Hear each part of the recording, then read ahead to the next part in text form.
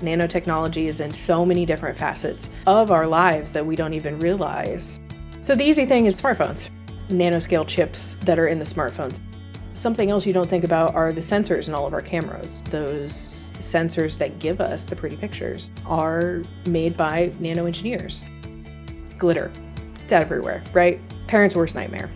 It's actually a highly designed structure of thin films that they create to have a certain effect. And so that's why you have a single colored glitter, you have a color shift glitter. That's nanoengineering.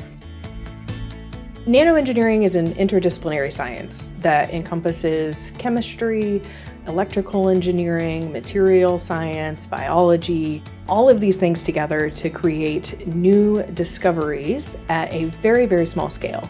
When I say small scale, I mean much smaller than the width of a human hair.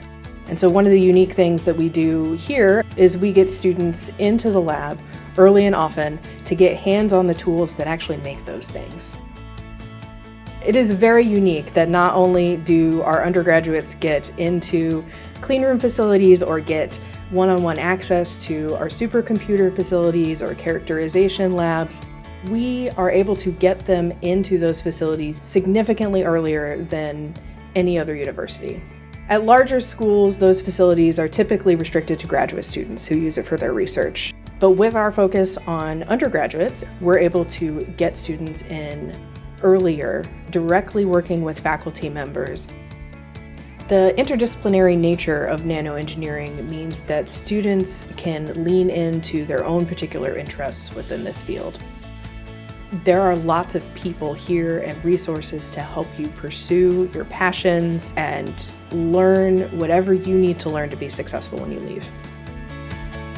We work hard to make sure the students feel comfortable and can talk to us, can talk to other students, and develop a sense of community within the department.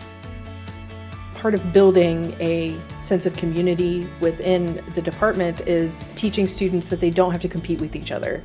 It's us against the problem.